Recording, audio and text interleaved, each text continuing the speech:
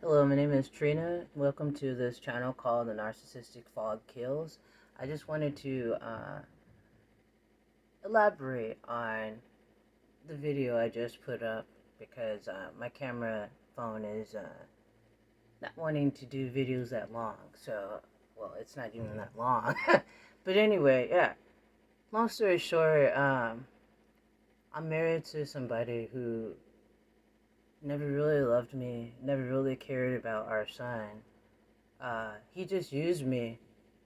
He just used me for my energy because I'm calm and mellow, and he's just the opposite.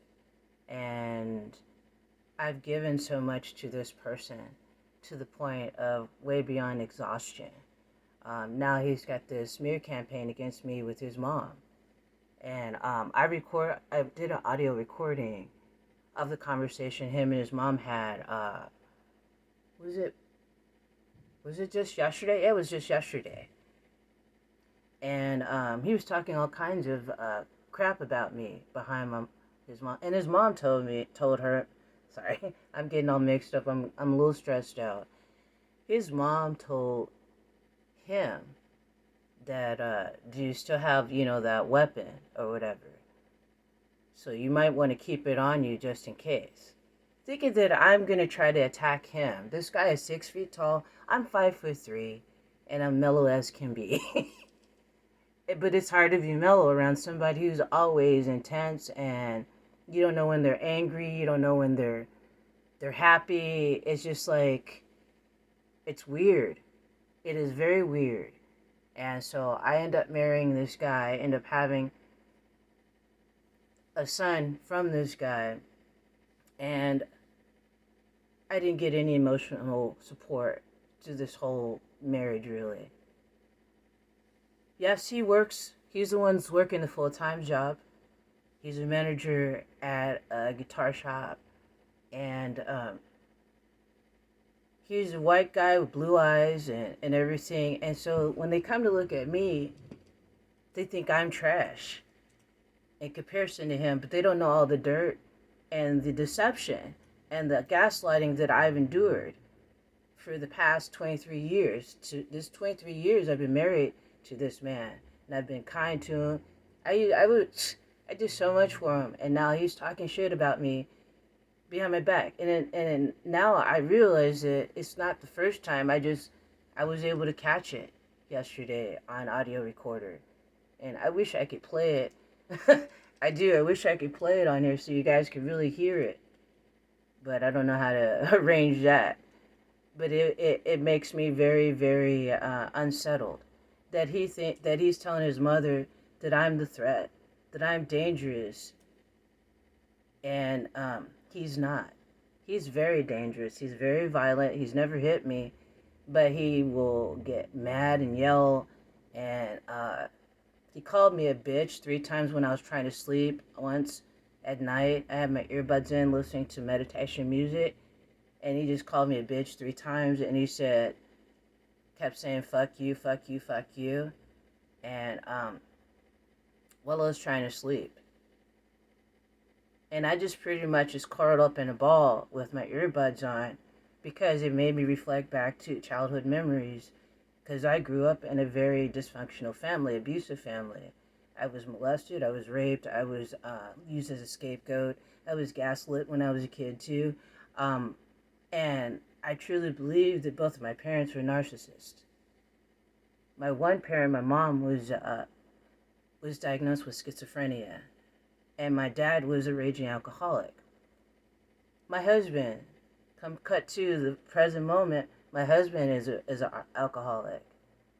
He stopped drinking for a while, for a few years, and then he got back into drinking again.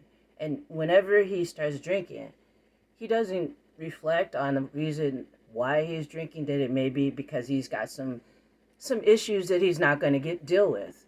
No, instead he blames it on me. Well, she says she wants me to divorce her, so that's why I'm drinking again. So he blames his alcoholism on me and our son. And I don't even want to say our son anymore. I just want to say my son, because it never seemed like he was proud of my son anyways. And now my son's 23 years old. He's in a mental hospital, kind of way far away from where I can get to because number one, I have a driving phobia. I can't drive. I've been driven since I was 16. And he knew that when we got married. And he was all good with that. So it's okay.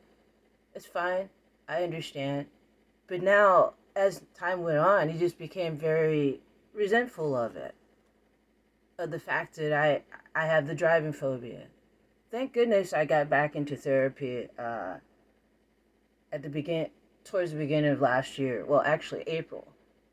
And so I've been in therapy with a therapist, and I have a psychologist too that I see like every 2 months or so. In order to discuss all of this and get it out, because I've lived in isolation for quite a while, and especially with the pandemic.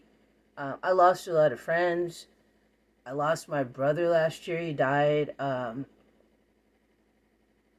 He doesn't care about what's going on with me. I cared dearly what was going on with him for a while, but then I had to stop because you can't give to somebody who won't give back. And that's funny because within that conversation that I recorded between him and his mother, he was saying the same thing about me. He was saying that his mom was saying, well, you can't give anything to somebody who won't return it.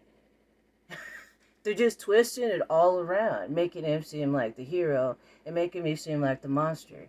When I've been here all these years helping my son, homeschooling him, being there whenever he asked me a question. I was there, always there for him. Always there for him. I'd read him stories at night and all that. And encourage him and tell him I'm proud of him whenever he achieves something. But, yeah. So, really, really get to know somebody before you get involved with them, and especially before you marry them. Don't feel desperate, because I felt desperate, like, oh, what am I going to do? I'm pregnant, I'm living in this shitty apartment, I don't want to raise my child in this apartment, he has a house, so there it is, that's the end of the story. That didn't have to be the end of the story. I could have reached out for help, I could have gotten government assistance too, but I didn't know. I feel like I had nobody to talk to about this that would understand what I'm going through. So, that's all I'm going to say for this 2-part video.